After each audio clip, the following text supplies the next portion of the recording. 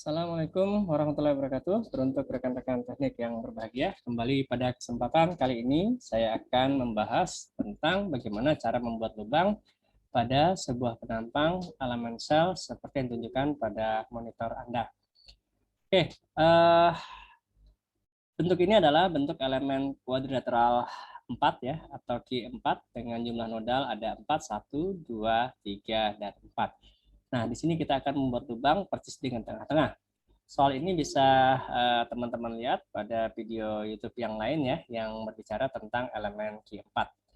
Nah, koordinatnya di sini adalah pada atur program adalah 0,0 ya di sini ya. Kemudian panjang ini tingginya adalah sekitar 9.000 mm. Kemudian kesananya adalah arah ke sini ya, horizontalnya, bukan arah miring, arah horizontalnya adalah sekitar 5.000.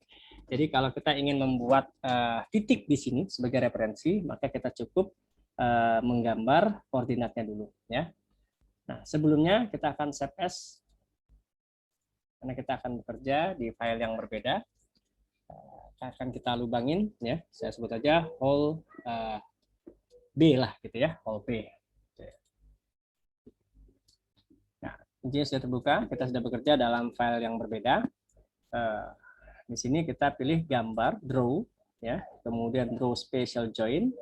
Nah, ini muncul koordinat. Untuk arah X-nya kita isikan 2.500.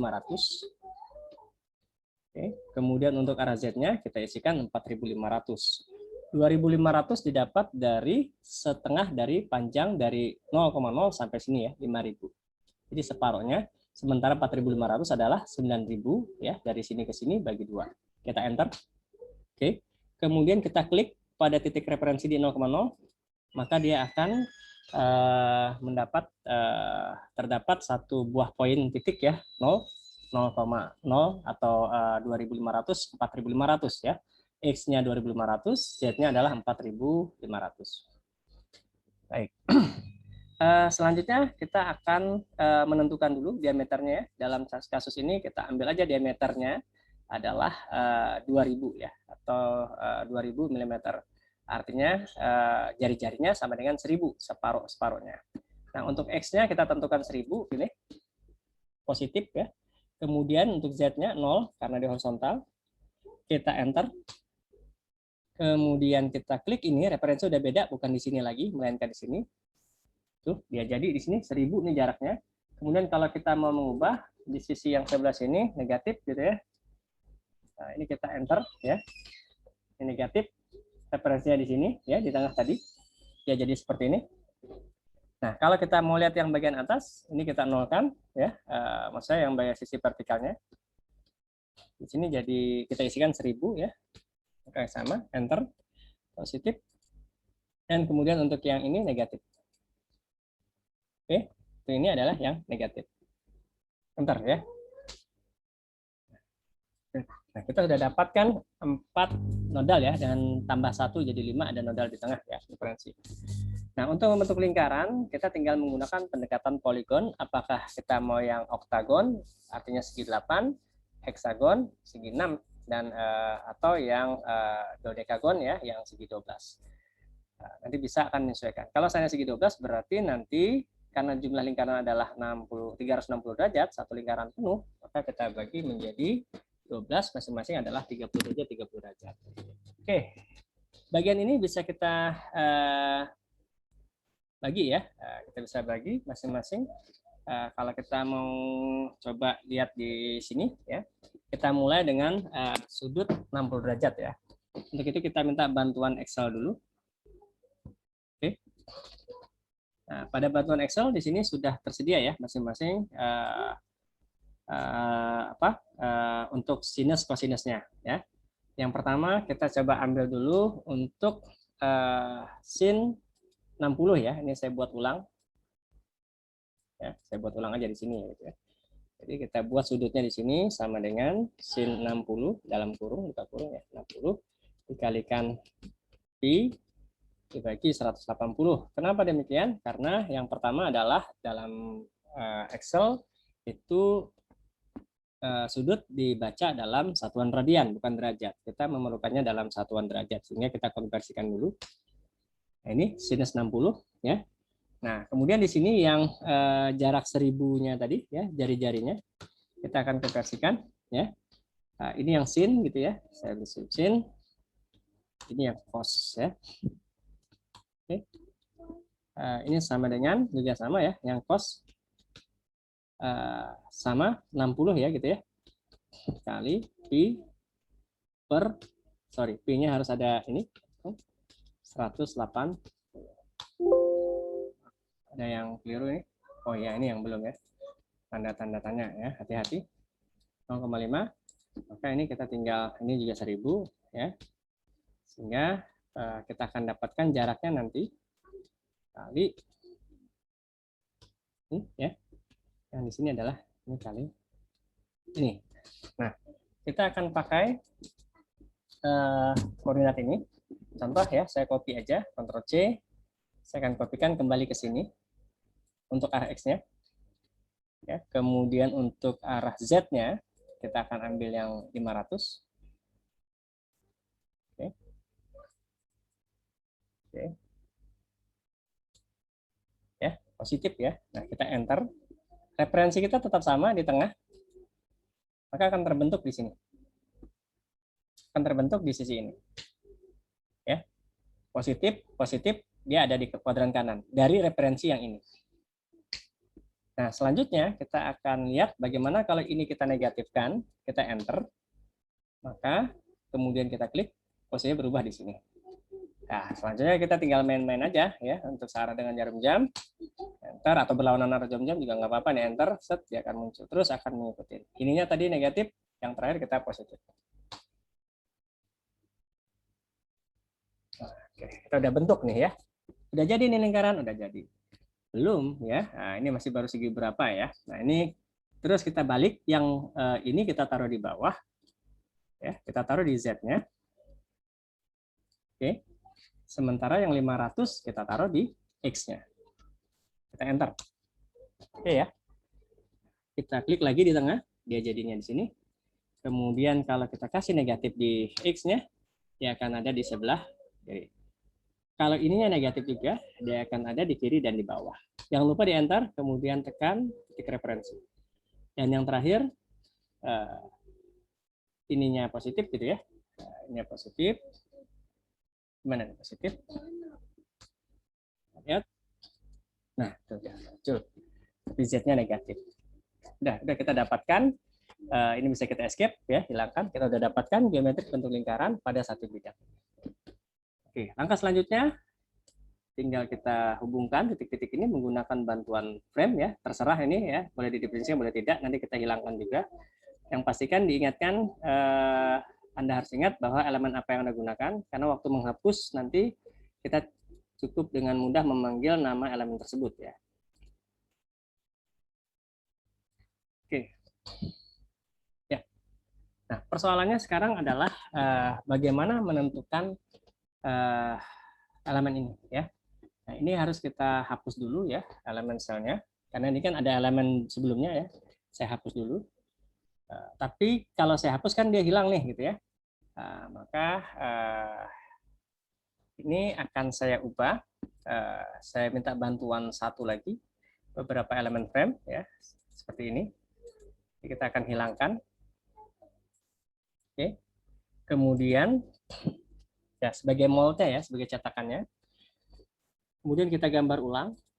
Ya, nah ini silahkan nanti teman-teman bisa menambahkan propertinya apa. Ya, di sini sudah saya tentukan ya SX1 lah gitu ya. Terserah untuk materialnya apa. Nah, kita tinggal menggambar. Oke. Nggak apa-apa ditutupin aja dulu sementara. Oke. Selanjutnya kita akan melakukan meshing, tetapi caranya ya ini kita escape tadi. Divine ini kita bagi aja menggunakan ini ya, edit, tapi diklik dulu ya selnya tadi, edit area, divide area. Nah, kita menggunakan divide area using general divide tool based on the selected point and length ya, dari apa garis dan nodal yang titik yang kita bentuk. Kita klik. Nah, ini ada ukuran meshingnya. Semakin kecil semakin rapat gitu ya. Nah, jadi semakin kecil semakin rapat. Ini 1200 mungkin ya defaultnya. Kita coba aja mungkin ya sekitar berapa ya, 400 lah gitu ya, 400 atau 400. Boleh deh ya, 400. Ya, 400. Nah, kita oke kan? Tuh, maka dia jadi gini. Udah dulu bangun ya belum? Belum, ini tentu ini belum.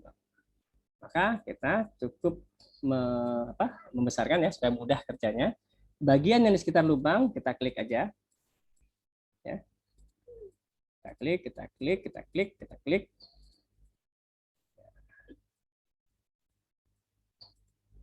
Oke. Sebetulnya juga ada beberapa cara yang lain gitu ya. Akan lebih mudah jika dikerjakan mungkin dengan bantuan software CAD yang lain. Nanti akan ditransfer ke sini. Kita delete ya. Tuh. Wah, masih ada, Pak. Ini kita hilangkan. Terus nodal-nodal yang mengganggu seperti ini nanti pada saat proses penggambaran kita hilangkan aja ya. Nanti kita buat baru. Nih, gitu. Ya singkirkan aja dulu gitu ya. Boleh kita singkirkan biar memudahkan kita untuk bekerja ya. Oke. Oke. Seperti ini. Ya. Nah, ini agak susah, ke sini aja. Ada lagi ini. Oke, baik. Nah, sekarang kita tentu ingin menggambar ya. Menggambar pelan-pelan dulu bagaimana kita bisa menggambar sebuah elemen berdasarkan nodal-nodal ini. Kita minta bantuan satu. Oke. Nah, pada prinsipnya sebetulnya penggunaan elemen segitiga itu dihindarin ya. Nah, tapi kita akan mudah gini. Ini kan ada nih, tuh. Ini kita buat kayak gini. Karena ketika kita membuat lingkaran, otomatis ya elemen segitiga akan muncul. Namun di sini kita berikan beberapa elemen yang kuadrilateral juga ya, yang segi 4. Kita bisa minta bantuan tangan ya. Kita kecilkan lah gitu. Ini klik di sini ya. Oops, sorry. Nggak mau. Oke. Ini seperti ini. Pastikan semua nodal itu terkoneksi ya.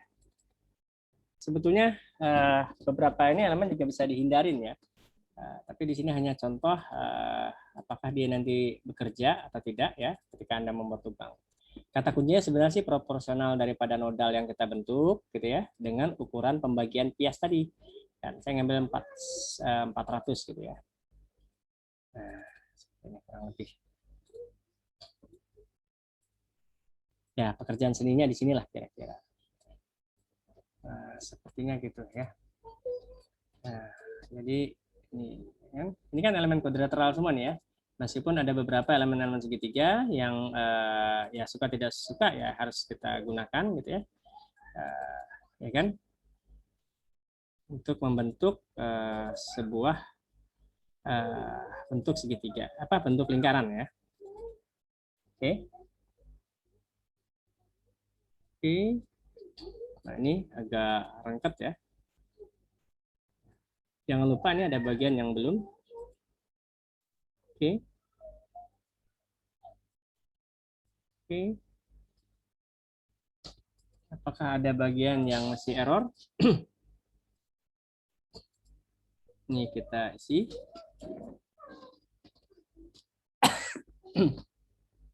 Ini ya.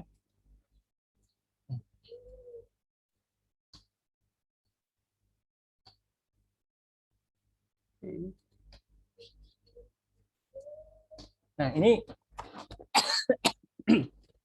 ada bagian yang lupa kita ini ya.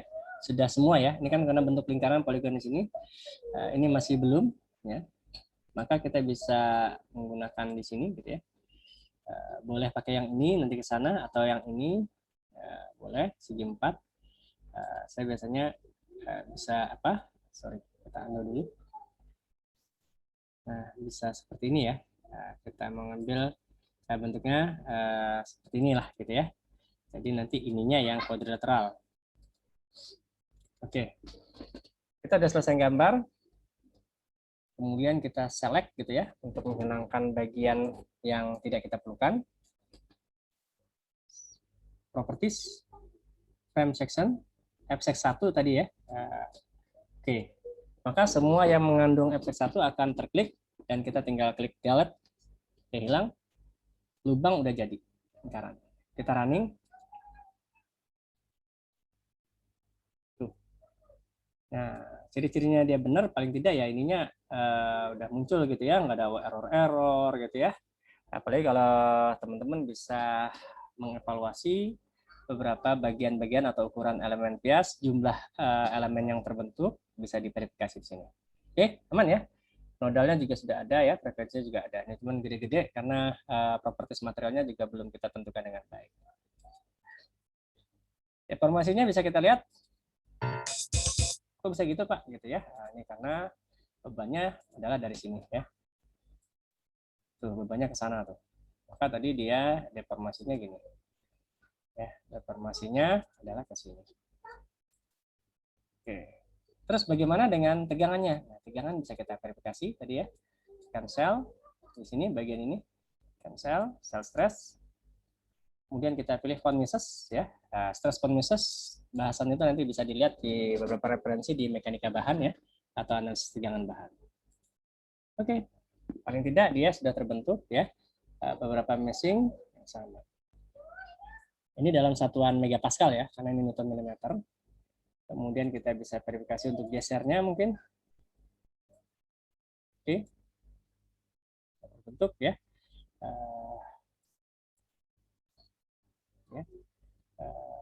Mungkin saya tempel maksimum, Mises, kita tampilkan bentuk deformate-nya ya, seperti ini. Nah, kita bisa lihat ya. Di lubangnya juga ada ini ya, ada konsentrasi tegangan, ada kenaikan tegangan. Baik, selamat mencoba teman-teman sekalian. Tetap jaga protokol kesehatan, tetap semangat, tetap optimis, dan tetap berbakti kepada kedua orang tua. Good luck. Assalamualaikum warahmatullahi wabarakatuh.